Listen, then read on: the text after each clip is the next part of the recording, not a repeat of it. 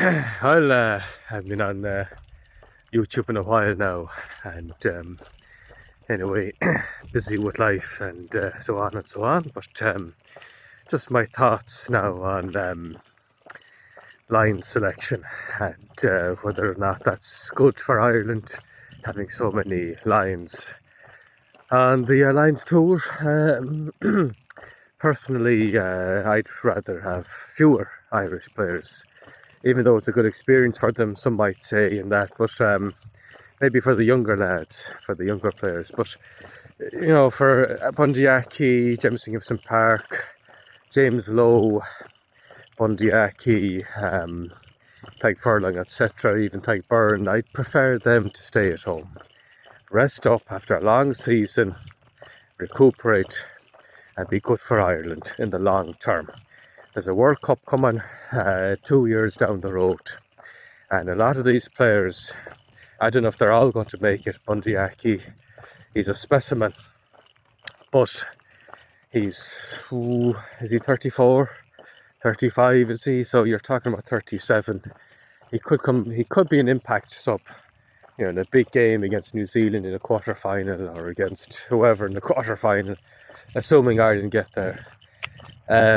You'll need big players. You might be hairy moments, might be tight moments, and even though Bundee Aki might be 36, 37 during the World Cup, you know, 15 minutes off the bench, all out, that might be enough to be able to change the tide. He did that against Wales single-handedly, pretty much, when he came on. I know the Ireland were down to 14 men, so obviously having an extra man on the pitch, but he made such a huge difference when he came on. I mean, it's just totally changed the game. So he has that performance against New Zealand in the quarter-final.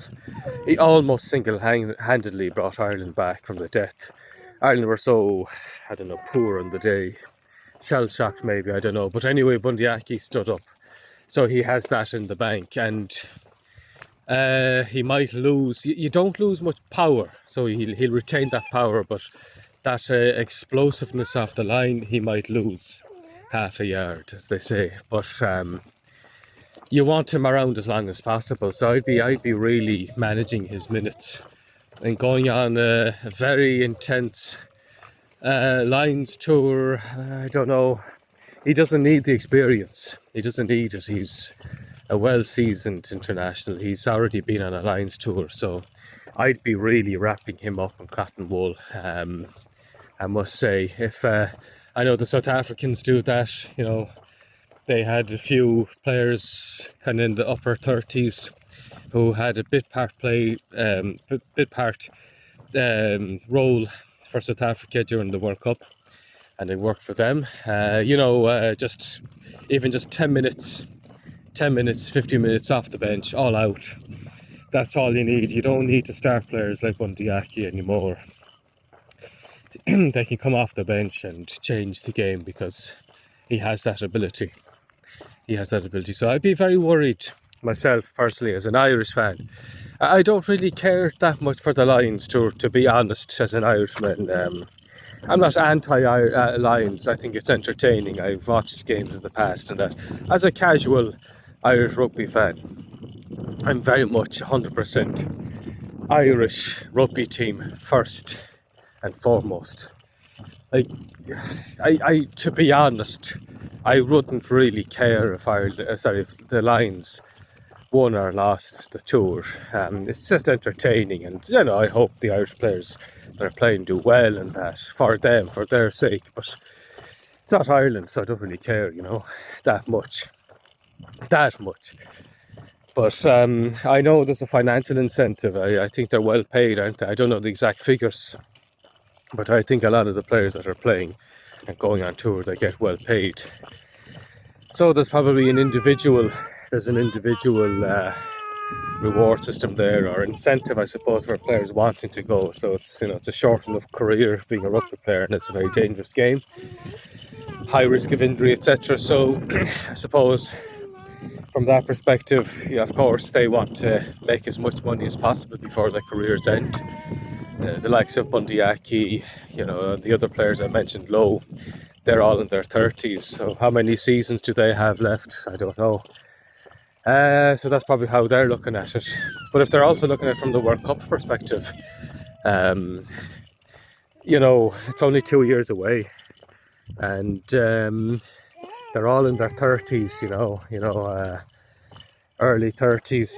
32, 33. Bundyaki 35, 34. Not sure exactly what age he is, but he's around that ballpark.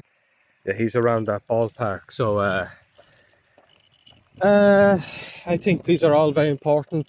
The 3 Irish, the 3 New Zealanders that play for Ireland. I'm huge fans of them, and I call them New Zealanders because they are New Zealanders, but they're Irish citizens, and I accept them as Irish citizens. See nothing wrong with that, but they're very important to Ireland, the way Ireland play.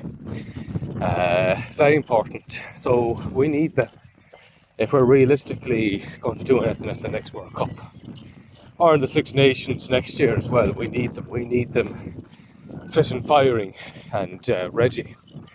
If they go on this long tour, well, I don't know. They could pick up on a serious enough injury. They could be out for a year. It could be that might affect the rest of their remaining careers. I don't know, but they'll probably get well paid anyway from being on the Lions tour. I don't know how much, as I said, but it couldn't be more than, going to the World Cup, and you get probably extra sponsorship deals, etc. I don't know, but I don't know. You have to think of yourself first, I suppose, and live a short career. So anyway, I'm from an Irish perspective, from an Irish fans, casual Irish fans perspective, I'd be kind of worried about the Lions tour. I know a lot of people are saying, "Oh, it's great having so many Irish players, etc." But I don't know. I think our squad depth, we're building squad depth, and it'd be interesting to see how it goes during the summer. Well, soon, is it July, isn't it? So another couple of weeks against Portugal and Georgia. How they fare. There's a few players there I'm very interested in to see how they perform. Cormac Itsachukwu, Thomas Ahern, Ryan Baird has been coming a real live wire, thankfully. We need those types of players, athletic, but also grunt work capable. Ryan Baird, over the years has shown that he's a very athletic player, but at moments of lapses, might go on a 40-50 metre run and then just brain fart in the end or something, you wouldn't know. But he seems to have certainly in the last couple of months anyway, kind of battened down the hatches and just focus on grunt work, doing the simple things well, the no talent things, as they say, well, very well. And then he has the other stuff in his locker. I think Thomas Ahern and Cormac Itsachukwu, they have a similar profile, similar athletic profile, so they could play across the back row or in the second row as well. So we're building depth there, so that's important. We need more depth at 9. So a few of the Connacht lads are going on tour. The Cormac Devine, and a few of those players, they need minutes. They need minutes at international time. So Ben Murphy, etc. So a few of the Connacht lads there, and behind Craig Casey is a very important player, I think, and is increasingly important player, I think. Andrew Dunn, I think he's a big fan of Craig Casey. I think, remember a couple of years ago he was saying that he was a bit too helter-skelter, but now I think in the last year and a half-ish maybe, he's able to kind of be more controlled, play the game that you see in front of you. You don't have to be 100 miles an hour all the time, and so it's good for the younger Connacht lads, number 9s. They're going to get exposure playing with them. It would have been great if they had exposure to playing with or training with Gibson Park, but anyway, he's off in the Lions. So that's where we need depth, 9, and we're doing well at 10. I think Sam Prendergast, very mixed, has controversial, as a lot of people know, but I think he's doing wellish enough for someone who's probably his first proper season really at this level. So, but as long as he improves, like I don't mind him making the mistakes at this age, because it's a learning process, and you can't expect him to be world class after one season. But yeah, so hopefully he'll kind of improve his defensive capabilities. Really, that's really his weak point, his defence capabilities. He's been defensive liability for both Leinster and Ireland, especially against France, that game. But in fairness, a lot of players were poor on the day. Anyway, that's just my thoughts. I'm going to start making more videos again. Yeah, just life, work. I'm out walking the baby as well, so I don't get as much time to be doing videos, or anything I like really. I'll have a bit more free time now in the next kind of month or so, so hopefully I should be able to make, I'm targeting maybe 2 to 3 videos a week.